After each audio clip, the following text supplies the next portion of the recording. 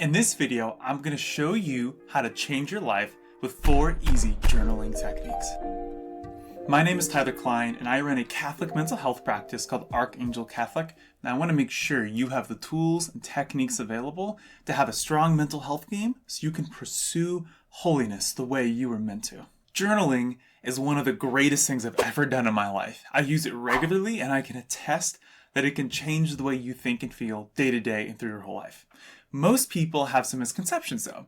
They think journaling has to be something you do for a huge block of time, filling pages of your journal, or you have to do it every single day or it's not useful.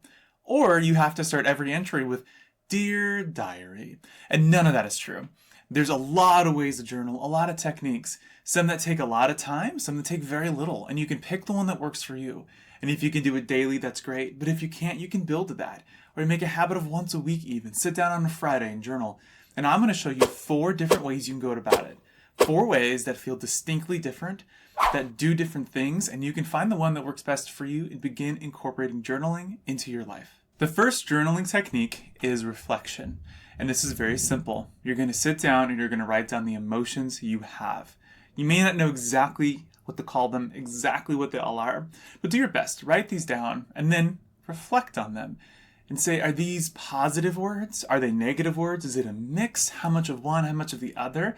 Does this relate to something else I've journaled about in my life? And what you're doing here is you're getting these thoughts and emotions off of your chest, off of your mind, somewhere else. And that distance really helps you feel better. It's just going to help you process your emotions and feel more light, feel less weighed down by things. And it's also, over time, going to help you get better at identifying your emotions, to give you a stronger emotional vocabulary.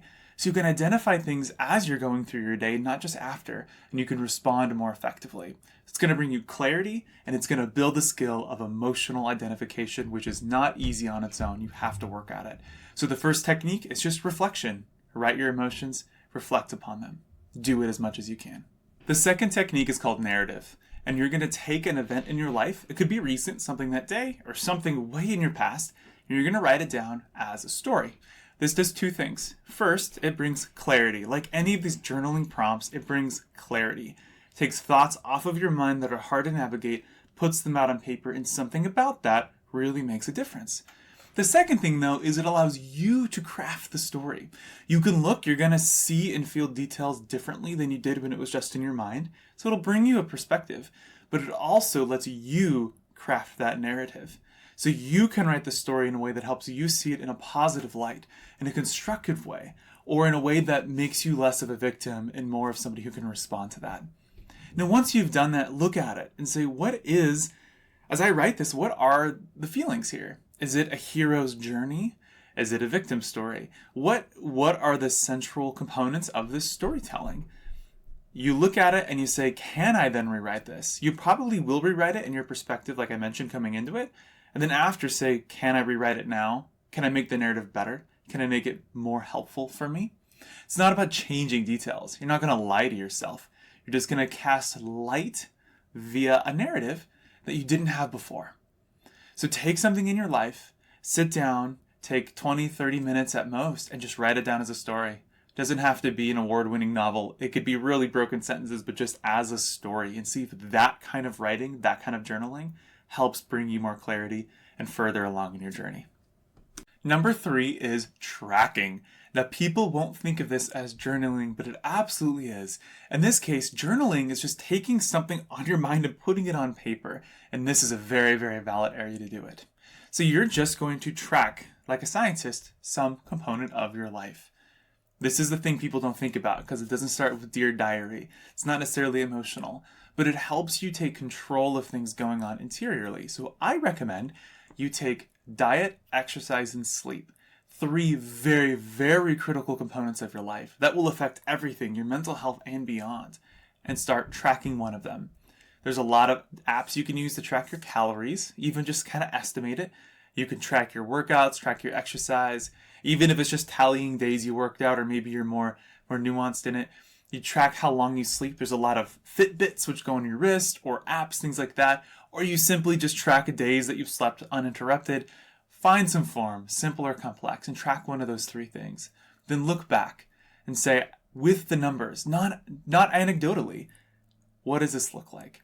And this absolutely is a way to journal.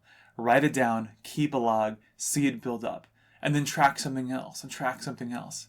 Now, I recommend diet, exercise, sleep, but it could be emotions. It could be, I'm going to track how many days I feel a large amount of anger, or I feel sadness, or how many days I feel really good and have a lot of happiness.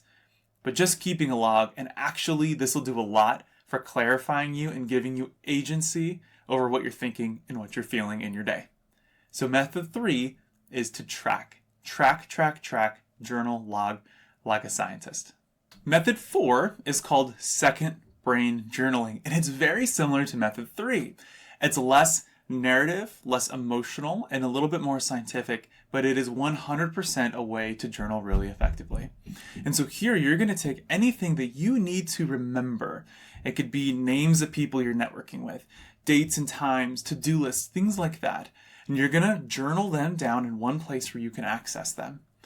Everybody has some kind of to-do list, some kind of calendar they're keeping. This isn't new. This isn't about giving somebody an entirely new idea. This is about taking it and saying double down and make that really good. Find one place to keep your to-do list. Be very thorough when you start your day and when you end on what is on that list. And do that consistently. Don't have a sticky note here, a sticky note here, a sticky note here. Make it one place. Make a system. And if you can journal through a system, some aspect of your life, it takes thoughts, things you have to remember, puts them on paper, and it actually frees up bandwidth for your brain to handle other things like your emotions, like your friendships, like anything else you want to do in your life. Free up your brain from these things you have to remember. So method 4, people don't think about it as journaling, but it is. It is to track things down as a second brain. If you have to remember it, put it on paper so you don't have to remember anymore, and make it a system that you can access easily. That right there will change your life if you can do that. Leave sporadic methods and go to one centralized method and just pick one thing.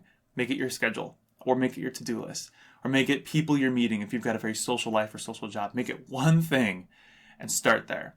And you're going to find that you have so much more bandwidth, energy, mental space to act and live in the life you need to. To wrap this up, journaling is incredible. I cannot give enough regard or a higher testimonial or review is the word I'm looking for. 10 out of 10 would do again. Journal as much as you can. But pick one way to journal. There's no set way that it has to be. It doesn't have to be every day. It doesn't have to be a page and a half every time. It could be a sentence or a paragraph. But do something to get thoughts, feelings, and data out of your mind on the paper. There's a lot of ways you can do it. If you're going to pick the logging method and you're going to track, let's say, your calories, there's apps on your phone to track that. You could do that. If you want to track your prayer life, you might use a journal to pray with, or maybe you're going to just write through emotions around it. Get a journal. This is mine. It's very simple. I got it for $4 at Walmart. It's great. If you have something electronic, I use my iPad all the time. There's a great app called Day One. They don't sponsor this video, but they are a journaling app for free. And the paid version lets you just upload photos if you want. I think it's what it is. And it's just a way to journal. They'll even give you prompts. Now, I'd recommend, if you're tracking data, something like your phone can be great. But if you can find a way to handwrite things, that's even better. St. Thomas Aquinas called the hand the conjoint instrument of the mind. There is something, and I don't know what it is, but there is something about writing, handwriting, that does something in particular for processing information and for remembering what you write in a good way. It's off of your mind and it's out there and you can process and deal with it. So even if you're going to use something electronic, an iPad is good. The Remarkable notebook's really great. Get something physical. Use a regular pen, a regular pencil, if you can. If you need to type, that's fine too. Journaling is incredible. Now, sometimes you're going to journal and realize that you're struggling with something, especially if it's a bad habit or an addiction. And we have a video about that. The acronym is called HALT, and it's a way to analyze what is causing you to take on those behaviors and if you can address them and work through them. So I'm going to put a card here for that. Down below, I'll put a link in the description for Day One, so you can access that app if you want. Please like and subscribe. Every week we put a video out that's got some tool for you to manage your life. You may call it self-development. You may call it mental health. We're all professional counselors at Archangel Catholic, and so we want to make sure you have real techniques that make real differences in your health, in your life, in your mindset, and your your mental health. So like, subscribe. We're going to do videos every single week. Thank you for watching, and remember that you deserve mental health. You were called to holiness, and having mental health treatment along the way and care is critical to that. So don't be ashamed to find help to improve your mental health and to learn more about it. Thank you for watching.